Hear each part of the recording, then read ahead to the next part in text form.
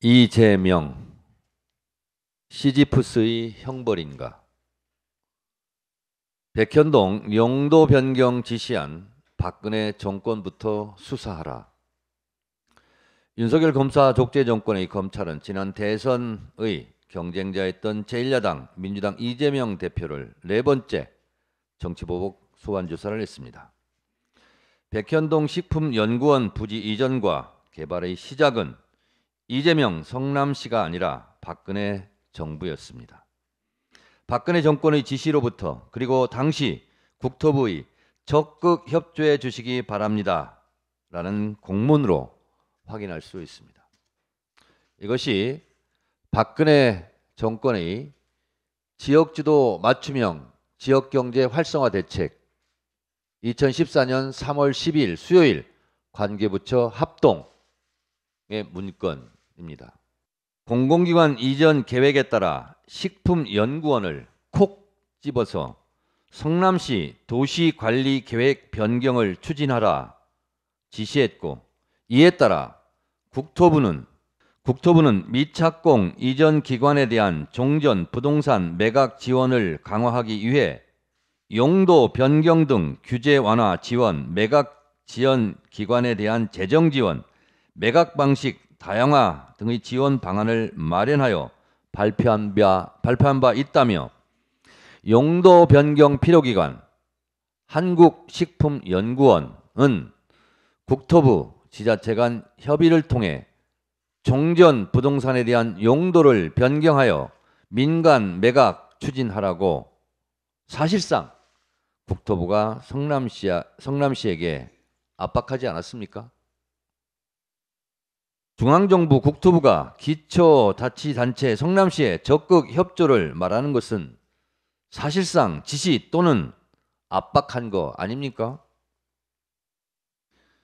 백현동 사건은 매각 용도 변경을 지시한 박근혜 대통령과 당시 국토부 장관부터 먼저 수사해야 하는 것 아닙니까?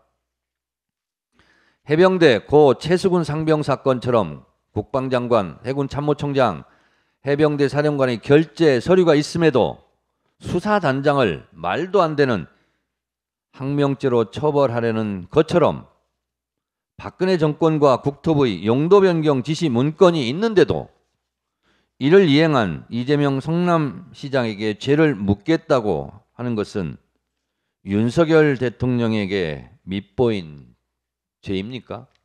제우스 신의 부조리에 대항했다고 하여 받은 시지프스의 형벌입니까? 무거운 바위를 가파른 언덕 위로 밀어올려 정상에 다다르면 굴러떨어지고 다시 바위를 밀어올리는 무한 반복의 형벌, 괘씸죄입니까? 윤석열 정권 압수수색이든 영장이든 더 치십시오.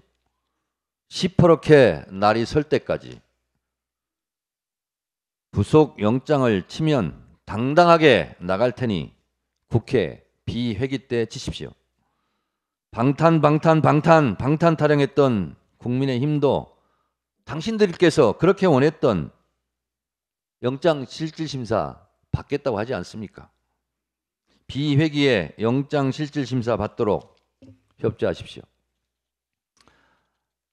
앉으면 서라 하고 서면 앉으라고 시비만 걸지 말고 윤석열 정권 당신들이 그토록 열망하던 영장실질심사를 받도록 비회기에 영장 치도록 하십시오. 민주당의 분란과 분열을 노린 국회 회기 내의 꼼수 영장 청구는 오히려 민주당을 더 단단하게 만들지도 모릅니다. 없는 죄도 만들어서 괴롭히는 정권, 있는 죄나 똑바로 처리하십시오.